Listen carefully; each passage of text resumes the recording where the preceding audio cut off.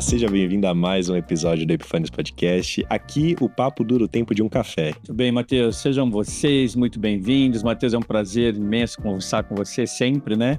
Digo mesmo. Óbvio, né? Desejar que tanto eu quanto você e todos os que nos ouvem tenham muitas epifanias. Com certeza. Vamos lá.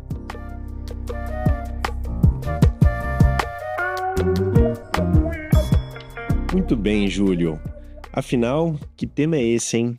O que a gente vai falar quando a gente coloca um monte de palavrinha aí, de marca, imagem, reputação e processos? Eu tenho uma ideia do que a gente pode abordar. Eu imagino que você tenha uma muito próxima da minha, né? Por nós trabalharmos juntos e viver no mesmo cotidiano aí, sobre as mesmas experiências, no mesmo universo.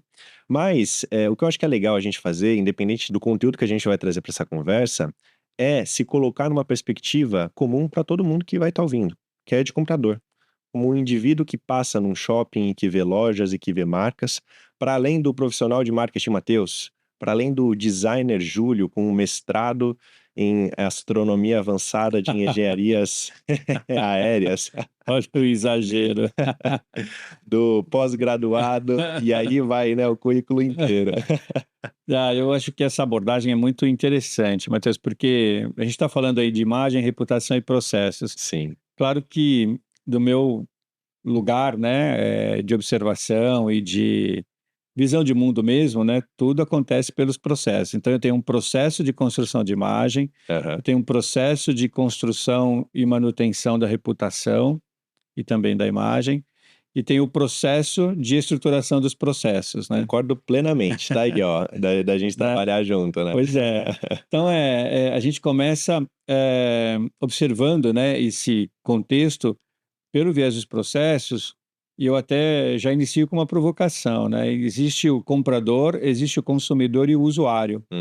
Cada um vivencia a mesma coisa por diferentes experiências. O comprador é sensibilizado pela percepção de alguns valores, Sim. sobretudo valores que são tangíveis, reconhecíveis, ao ponto de disparar nele a decisão de compra. Sim. O usuário não é o cara que comprou, não é a pessoa que desembolsou o dinheiro ou algum valor. Por exemplo, uma fralda para bebê. Isso, Quem e ele compra é o usa. pai ou a mãe, Exato. outra pessoa. E o sujeito que vive a experiência, né, que é a terceira camada desse processo, às vezes você vive uma experiência de algo que você não comprou e nem consumiu, mas por consequência do consumo gera em você uma experiência que você nem imaginava ou esperava, né, que fosse vivenciar. Por exemplo, a experiência, infelizmente, de uma colisão no trânsito onde você é atingido por alguém. Certo. Você não comprou o carro desse alguém, você não está usando o carro desse alguém, mas você vive a experiência da colisão por um movimento desse alguém como um todo, né? Sim. E aí é interessante porque traz um signo, né, para esse nosso café, que é a complexidade. Então eu somaria aqui, né, a imagem, reputação e processos, também o signo da complexidade. Eu acho que ela permeia todas as palavras. Todas sem exceção, né? Tá aí, a bola tá contigo, cara. Não, muito bom, eu concordo contigo. Isso do ponto de vista da publicidade é uma coisa que ela já é muito apontada, porque muitas vezes você precisa vender para quem não consome, né? Isso mesmo. Isso não é Quem uma... vai presentear, por exemplo. Você vende para quem vai presentear alguém com o que comprou. Em datas comemorativas, né? Dia dos Pais, Dia das Mães e tudo mais. Pô, você não tá falando com a mãe que vai gostar de usar aquele produto, nem com o pai, mas com quem quer dar esse presente, né? Você me lembrou aqui uma época, há vários anos, na cidade de São Paulo, teve uma campanha de um fabricante de lingerie, e era uma época, e faz um bom tempo mesmo, que podia ter mídia externa e aérea, né, na cidade de São Paulo. Antes da Cidade Limpa, né? Isso, antes do projeto e da lei Cidade Limpa, né? Então teve uma campanha de um fabricante de lingerie, os caras colocaram nos cruzamentos, nos semáforos, outdoor, aquela coisa imensa, né? 7 metros de comprimento por 3 de altura, de modelos usando lingerie e a marca. E isso é muito claro, né? A usuária da lingerie, ela não compra por estímulo visual num semáforo. Mas a pessoa interessada, que não necessariamente é a mulher, ela olha no semáforo enquanto está parado e tudo.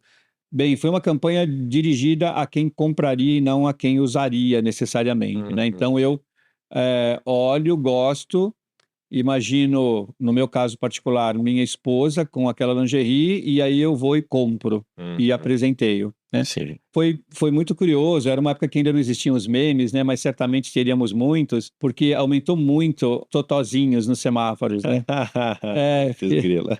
Mas é uma coisa muito curiosa essa, né? A relação entre campanha publicitária para quem compra, Sim, para chegar em quem usa, né? isso. Isso é uma E coisa eu acho que curiosa. entra nisso que você trouxe da complexidade, e já, inclusive, acho que cabe a gente fazer um adendo, né? Esse assunto aqui, e acho que todos os que a gente explorou e muitos que a gente vai explorar ainda no Epifânios, carregam com si diversas perspectivas. Então, cara, você se formou em psicologia. Você vai olhar para isso como um fenômeno de determinada característica. Eu, formado em publicidade, trago outras perspectivas. Eu acho que o legal dessa troca é justamente a gente somar essas perspectivas sobre um tema. Isso mesmo. Então, Isso fica aí. um convite, inclusive, para quem está aqui ouvindo a gente, interagir conosco através das redes sociais e trazer os apontamentos que eles têm para contribuir. Pois é, Porque, legal Júlio, eu isso. confesso para você que uma porrada de vez eu vejo podcasts sobre uma gama variada de assuntos e eles falam sobre questões publicitárias, mencionam. Eu particularmente penso, né, poxa, não é muito assim que eu enxergo isso, não é muito tal coisa. E fica o convite aqui, portanto, que se você tem uma forma diferente de pensar sobre esses temas, enriqueça aqui esse papo com a gente, né, para trazer mais epifania Verdade. para outras pessoas também. É. E aí eu já faço a ponte para começar, acho que a parte mais densa, que a gente vai fazer de tudo para deixar ela leve da conversa, que é pro tema imagem. Então, cara, você fala de imagem no meio acadêmico, eu lembro que nos primeiros anos de estudo que eu tive, não tinha muito uma convergência nem entre autores que dedicaram a vida a entender esse fenômeno, né? Então, porque você tem a câmera, que ela muda tudo, né? Toda uma lógica que se tinha sobre imagem. Você tem agora as novas dinâmicas sociais, formas de consumo, enfim, tem muitas óticas diferentes. Mas, essencialmente, aí colocando o pé no chão, como a posição que todos nós ocupamos, na imagem é aquilo que a gente assume como uma representação de determinada marca, certo? Eu imagino que dá pra gente sintetizar dessa Nessa forma. direção, né? E isso não é nem ver necessariamente, mas é como o sentimento que a gente tem a partir do momento que uma memória ou um lastro aparece, né, da marca e que preenche a gente de alguma forma. Então, eu particularmente acho o universo de grife muito interessante, mas não sou um grande entusiasta. Com exceção de uma marca, que eu acho muito legal, que é a Prada. Ela, quando eu penso nela assim, me vem o logo, me vem as lojas que eu já vi, me vem as roupas, eu acho interessante. Então é isso que eu acho que dá pra gente assumir como talvez a forma mais generalista de entender essa imagem da perspectiva de marca. Você acha que eu tô puxando muito pro meu lado da comunicação, Júlio? Eu acho que é esperado e natural que seja assim, né? Sim. Eu entendo a imagem como uma impressão na minha realidade interna da experiência que eu vivencio com a realidade externa. Eu entendo a marca como parte dessa realidade externa, né? Uhum. Que é muito maior do que a própria marca. Então, imagem para mim é uma impressão na minha realidade interna a partir das experiências que eu vivencio da realidade externa. Certo. Se a experiência que eu vivencio na realidade externa for um som, Uhum. um pássaro, um canto, essa experiência vai me gerar uma impressão na minha realidade interna e vai dialogar com o meu repertório, com as minhas emoções, com os meus sentimentos, inclusive. Perfeito, Júlio. Era isso que eu estava mirando e não consegui alcançar. Quando eu trouxe esse ponto da representação, né, do que é a partir de um repertório que seria basicamente o que você está trazendo como questões externas que geram algo interno na gente, né? E mesmo o conceito de representação, né? Que é uma reflexão bastante importante e profunda, né? Na obra do René Magritte, 1929, onde ele representa um cachimbo e ele escreve a frase embaixo, né? Do desenho, da pintura do cachimbo. Isto não é um cachimbo. E, de fato, isto não é um cachimbo. Isto é a representação do cachimbo, né? Perfeito, sim. Porque o cachimbo é a peça física, né? Que Sim. você utiliza, enfim. Uhum. Mesmo então, quando você vai pelo viés da representação, a representação, para ser compreendida, inclusive como tal, é uma impressão, né? Sim. Ela é uma impressão da realidade externa, do objeto representado, na sua realidade interna, que é a compreensão e visão de mundo que você tem, né? Perfeito. E essas impressões que a gente tem, juntas, elas constroem essa imagem que está carregada de outros aspectos que constroem a reputação. E, enfim, todo esse processo de construção é efetivamente um processo, certo? Para aproveitar e já fazer o link Sempre, né? Sempre um processo, né? Isso. A gente já comentou aqui em outros podcasts e acho que vale reforçar isso, né? Mas absolutamente tudo que a gente possa imaginar é composto e movido por processos. Exato. É das coisas mais, vou dizer, banais no sentido de simplicidade de compreensão, né? Como eu quero ganhar massa corporal, quero ficar mais forte. Então, É tem isso um mesmo. processo de ganho de massa que envolve uma série de fatores. Puxando para esse lado da marca, que a gente coloca ali como alguns pilares, a questão da imagem, da reputação e dos processos, Uhum. eu entendo que o processo ele acaba que se torna um grande articulação, um grande articulador, quer dizer, que deve sempre estar orientado pelo viés da marca, pelo universo do marketing e do branding e tudo mais, orientado para a construção de touch points, para a construção de perspectivas e impressões que constroem um repertório na cabeça da pessoa, que como consequência também cria uma imagem que seja Exato. positiva, que seja alinhada com que os objetivos, né, de negócio desejam que se Também tenha. e no coração, né? Isso. Vou trazer um outro componente aí, adoro, esse papo tá ficando bem bacana, né? Muitas epifanias aqui, ou convites às epifanias. Eu vou trazer o componente tempo. Então, o tempo da imagem é o presente. Toda vez que eu me deparo com a imagem, seja ela no exterior ou nela no meu interior, isso só pode acontecer no aqui e agora, no presente. Certo. Então, assim, você falou Prada. Imediatamente, neste presente, a marca Prada surgiu no seu interior, como memória. Reputação é passado. Nenhuma marca nasce com reputação. Verdade. Perfeito. Então, reputação é um conjunto de ações ao longo do tempo, que, portanto, no momento que você se relaciona com a marca, aquele conjunto de ações, né, ao longo do tempo, configuram o passado daquela marca ao ponto, se as ações foram positivas, coerentes, de ter uma reputação boa, ilibada, positiva e tudo mais. Portanto, está em constante mutação, né? Isso. E o processo é o movimento entre os dois, entre o presente e o passado. Você não acha que o processo é a origem? Não. Existe um processo de criação que possibilita a origem, mas depois de nascida a marca, é movimento constante, né? E em direção ao futuro. Sim. Que é o processo de vida, né? Você pega o ser humano, por exemplo, né? Então, você tem um processo de concepção. Até tem uma brincadeira que eu adoro fazer, eu aprendi muito jovem, né? Nunca mais esqueci porque me impactou bastante, que é uma brincadeira com Rui Barbosa, que é escritor, né? Que acorda numa manhã de sábado e quando vai fazer lá a sua higiene pessoal, ele percebe que tá com barba muito grande, cabelo comprido, e aí decide ir à barbearia nova, recém-aberta na rua que ele morava. Isso tudo é história, né? E às vezes ficção também, mas é muito legal. E aí, bem ao estilo Rui Barbosa, né? Naquele português carregado, belíssimo, belíssimo. Quando ele chega na barbearia, ele fala pro barbeiro assim: ó Fígaro, quanto queres em remuneração monetária para devastar os pelos capilares que habitam minha região craniana? Né? Para decorar essa parte da história deve ter sido difícil, hein, Júlio? Então, decorar no sentido explícito do termo, né? Me impactou de tal jeito que ficou no coração, né? Que é de decor, né? Decoração. Perfeito. Bom, claro que o barbeiro lá, né, estranhou e aí o Rui Barbosa, porque o cara não entendeu, estranhou, se sentiu ofendido e o barbeiro deu uma risadinha do tipo meio sarcástica, né? E aí o Rui Barbosa fala para ele: se zombas da minha autoprosopopeia, dar-te-ei uma bengalada no alto da tua sinagoga e assim eu levarei ao solo pátrio, né? Pronto, o tempo fechou, a turma do Deixa Disso chegou e foram para a delegacia. O delegado, muito amigo do Rui Barbosa, comenta com ele: pô, Rui, fica tranquilo, cara, isso é do dia a dia, isso é a vida.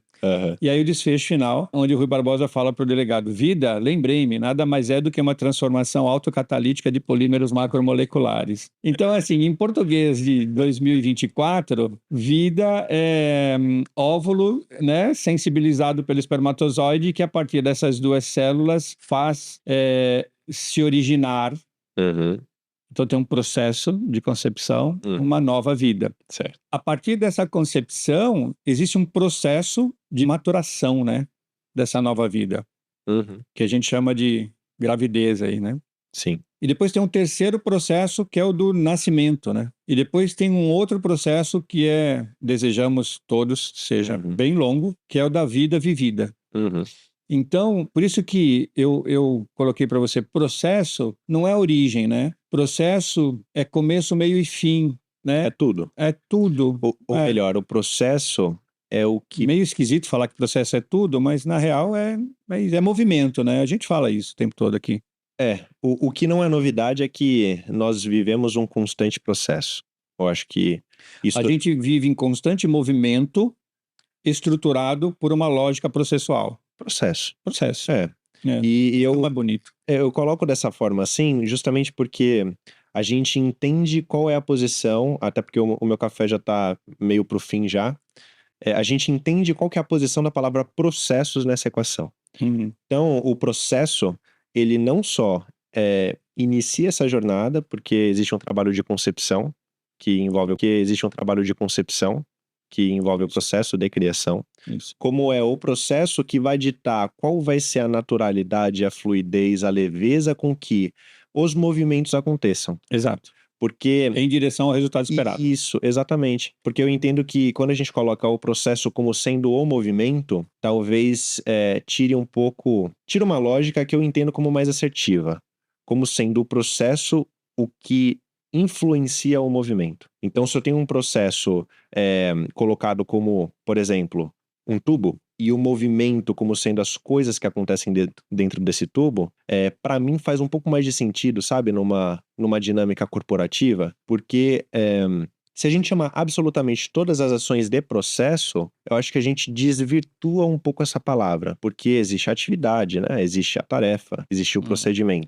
E eu entendo que é nessa escala da execução que mora o movimento. E o processo é o chão, é o que viabiliza que esse movimento ocorra. Então, todo sentido. Eu entendo que a posição do processo nessa equação é essa. Você concorda comigo? Eu concordo. A gente fala o tempo todo, né? Pessoas movem processos e processos movem o mundo. Uhum. Mas processos sem estruturação, né? Ou melhor, movimentos sem estruturação, e aí se destaca a palavrinha ação, estruturação. Sim. Né? Então, movimento sem estruturação não configura processo, né? É só movimento. Né? É uma coisa curiosa. Então, quando é que você percebe? Você pega o mar, né? Então, o mar tem lá os seus ciclos de maré. Então, quando você olha para o movimento das ondas, você apenas vê movimento. Mas existe uma estrutura natural que gera os ciclos que são influenciados pela lua ou pelas luas, que vão definir o vai e volta da água, vão definir a intensidade de aproximação da água em relação ao continente, a gente chama isso de maré e coisas do gênero. Então, sim, eu concordo. Os processos, eles são a forma inteligente humana de estruturar um conjunto de movimentos e ações para garantir fluidez, leveza, assertividade, aí todos os signos que o mundo corporativo usa. Né? Perfeito. Para amarrar isso tudo, Matheus, eu diria assim, imagem, reputação e processo, né? Então, a gente ter muito claro que a imagem, ela é consequência sempre de algum processo. Ou processo criativo dela mesmo, ou processo de existência dela, né? Ou processo de relacionamento dos seus consumidores e usuários com essa marca, né? Reputação é, ao longo do tempo, quais processos que essa marca se valeu para ter um vetor de crescimento, não só na qualidade de experiência com seus consumidores e usuários, mas de fortalecimento, musculatura da própria marca, né? E os processos são as ações inteligentes, como mencionamos aqui, que garantem tudo isso. E tudo isso marca as pessoas. Com certeza. Perfeito. Eu queria ter essa invejável capacidade de síntese que você tem. Qual que é o exercício? Você pega um texto assim e de manhã a primeira coisa que você faz quando acorda é ler ele e tentar resumir em um minuto? Não, eu acho que o exercício é olhar para o mundo primeiro com olhos de designer, né? Então, como designer... tá puxando a sardinha. Com certeza, né?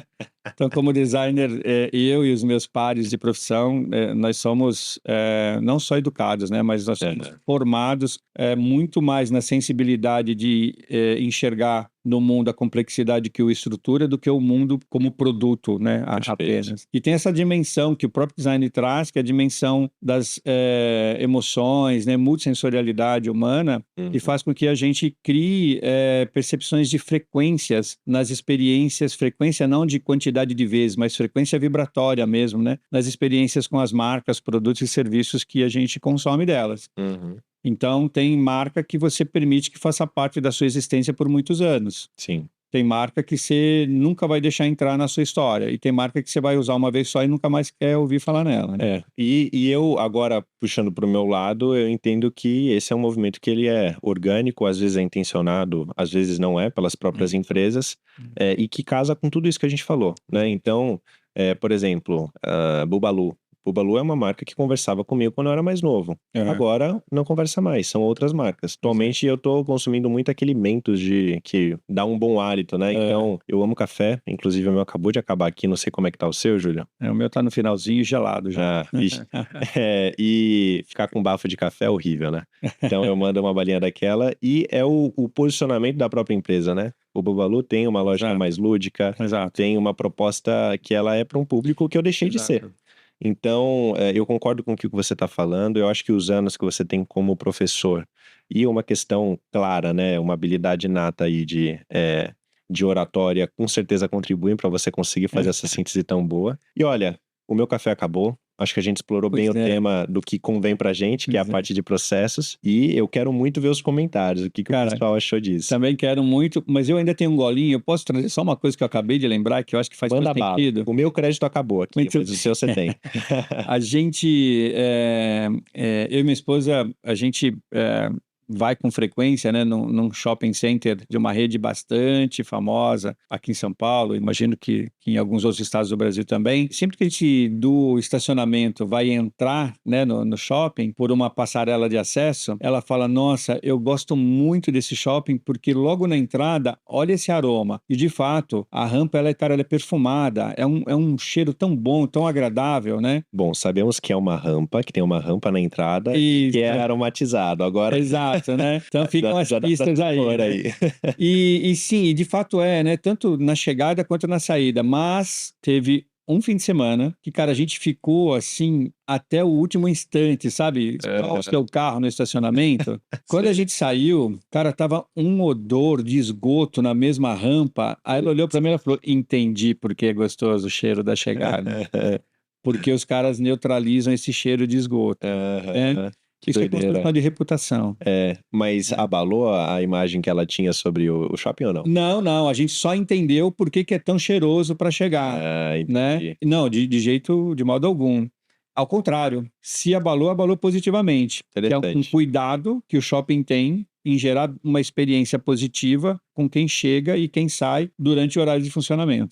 Aí vai muito da pessoa como ela interpreta, né? Eu não estava nesse caso, mas eu pensaria, vixe, eles estão escondendo esse cheiro de esgoto e talvez seja sujo aqui, E né? às vezes não é uma coisa natural, que eles tenham controle, né? Não, foi verdade. De repente é algo que já se tentou fazer de tudo, não conseguiu, por N razões, mas a experiência é positiva da grande maioria das vezes, né? Então, olha, isso é marca, isso é reputação, isso é processo. O cara bota lá um processo de aromatização na chegada, na região de chegada e saída do shopping, para mitigar uma experiência aromática negativa. Perfeito. Que gera uma positiva. E tudo isso marca ela de uma forma positiva, né? Eu acho que a palavra marca entra muito mais nesse sentido como marcar do que como marca de empresa. Isso mesmo, Como brand mesmo. Tá certo, Júlio. Muito obrigado pelo papo, viu? O seu café tava bom? Meu café tava ótimo. O meu também tava uma delícia. Então, agradeço pelo seu tempo, por todas as epifanias que você trouxe aqui. É muito bom, né? Gostei muito do papo, espero que você que está ouvindo a gente também tenha gostado, que o seu cafezinho tenha sido tão gostoso quanto o nosso. E reforço o convite, hein? Interage com a gente, coloca o que você achou desse papo, o que você, a partir da sua perspectiva de mundo, enxerga que a gente trouxe aqui, que você concorda, ou que você discorda, ou que você gostaria de enriquecer de alguma forma. Temas, inclusive, né? Isso, perfeito. A gente convida vocês para esse papo. Agradeço novamente o tempo de todo mundo aqui e abraço. A gente se vê no próximo episódio. Isso aí. Obrigado, Matheus. Um abraço e, pessoal, até a próxima. Até.